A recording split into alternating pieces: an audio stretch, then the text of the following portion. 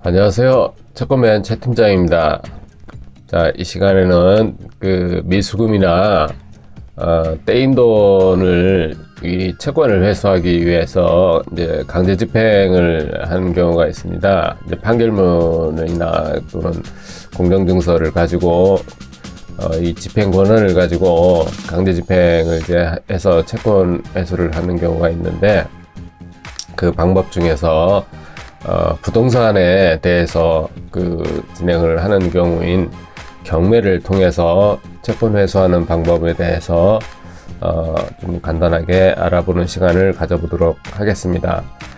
경매는 두 가지 종류가 있습니다.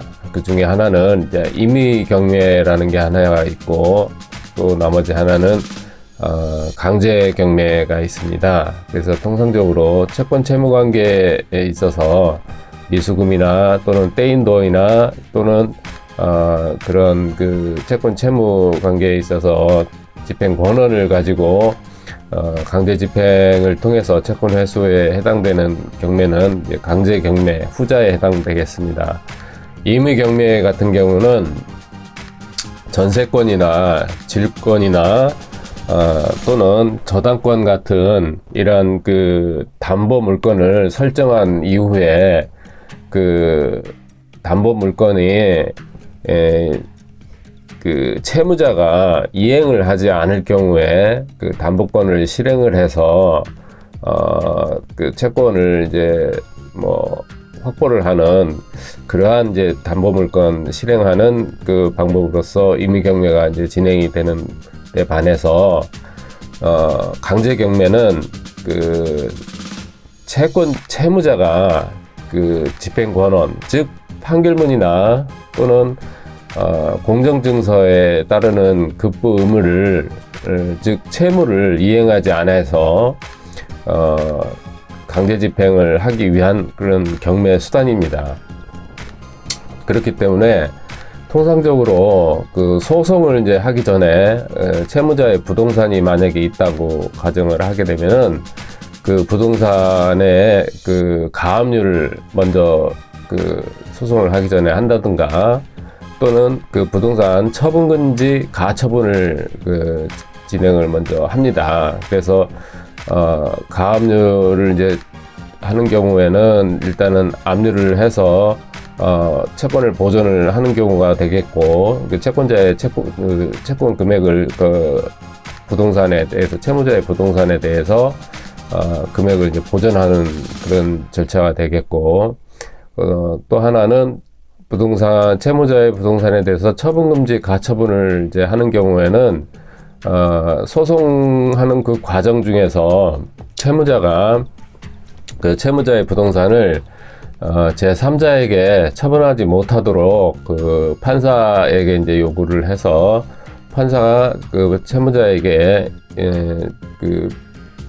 제3자에게 소송 과정 중에 부동산을 처분하지 못하도록 하는 명령을 내려주도록 하는 요구를 하는 것이 부동산 처분금지 가처분 명령입니다. 그래서 두 가지 요구를 이제 통상적으로 소송 전에 처분을 해놓고 진행을 하게 됩니다. 그러면은 나중에 이제 판결이 채권자의 이제 승소 판결이 나오게 되면은 부동산에 가압류 해놨던 거는 이제 불압류로 전이가 되고, 그리고 또 이제 부동산 처분금지 가처분 돼 있던 거는 그것도 역시 마찬가지로 경매 절차로 이제 전이가 되면서 경매가 개시 결정이 이제 내려지게 됩니다.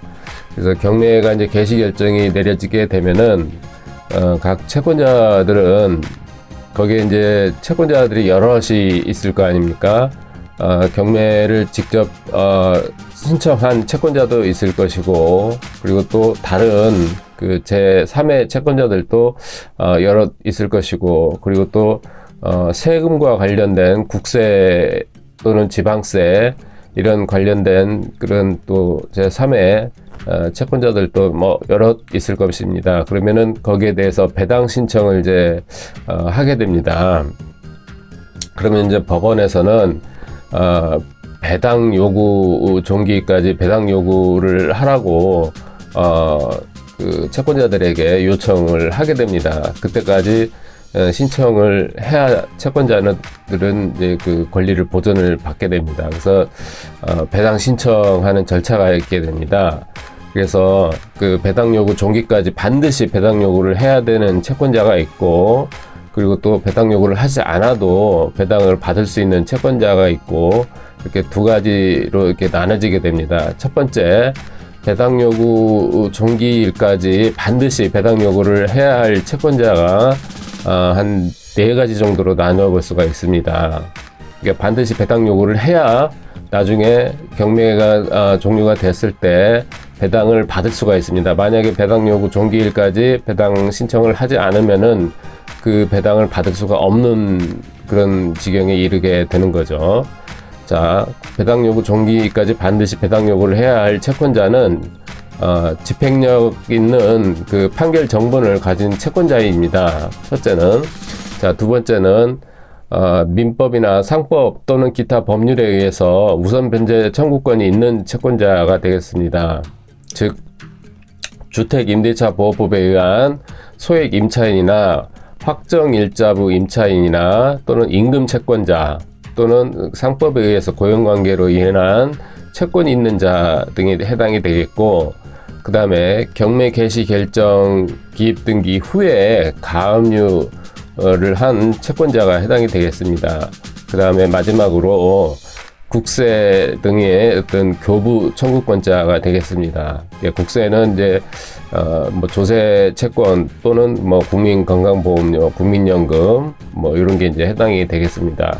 자, 이런 그 채권자들은 그 반드시 배당 요구 종기일까지 그 배당 요구를 해야 나중에 배당을 받을 수 있는 그런 채권자에 해당이 되겠고, 그리고 이제 두 번째, 배당 요구를 하지 않아도 자동으로 배당을 받을 수 있는 채권자가 있습니다. 자, 그 채권자는 이제 첫 번째, 그 첫 경매 개시 결정 기입 등기 전에 이미 그 등기를 한 그런 담보권자가 되겠습니다. 이미 등기가 돼 있는 담보권자예요. 그 뭐 당연하겠죠. 경매 개시 결정 기입 등기 전에, 경매 개시 전에 있는 그 담보권자는 뭐 당연히 배당 요구를 하지 않아도 배당을 받을 수 있는 권리를 가지고 있는 거죠. 그리고 또 임차권 등기권자, 그 임차권을 가지고 있는 등기권자 당연히 그렇겠죠.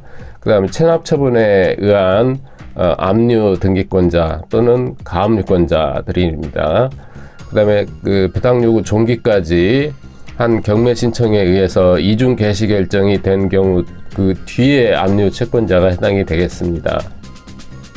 그 다음에 첫 경매 개시 결정 후에 등기를 격리한 담보권자의 경우에는 배당 요구 종기까지 권리 신고를 하면은 별도로 배당 요구를 하지 않아도 배당을 참가할 수가 있습니다. 이때 배당 요구를 하지 않아도 배당을 받을 수 있는 채권자도 배당 요구 종기일까지 채권 계산서를 제출을 해야 합니다. 그래서 이 배당 요구를 하지 않아도 배당을 받을 수 있는 채권자에 해당되는 사항들이 이제 여러 가지가 있는데, 이 배당 요구 신청 그 권리를 갖고 있는 채권자들, 또 신고를 해야 되는 채권자들도 있고, 하지 않아도 당연히 배당을 받을 수 있는 채권자들 구분이 되어져 있는데, 이게 지금 경매 절차에서 상당히 중요합니다.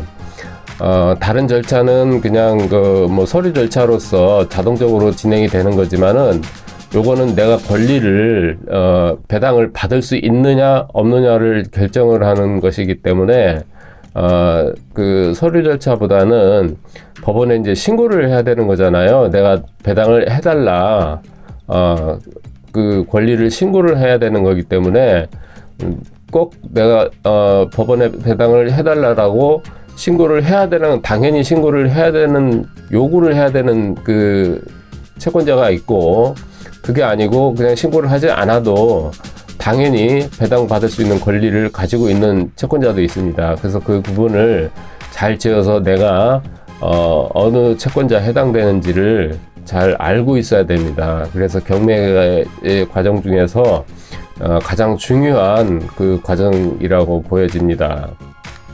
자, 그래서 오늘 공부한 내용은 채권 채무 관계에 있어서 그 강제 집행으로서 이제 그 채권을 보전을 받고 나중에 채권을 회수하는 과정 중에 집행 권한을 가지고 부동산의 경매를 실행을 해서 채권을 회수하는 방법인 부동산 경매 절차의 일부를 가지고 공부를 좀 해보았습니다. 이상 채권맨 최 팀장이었습니다. 감사합니다.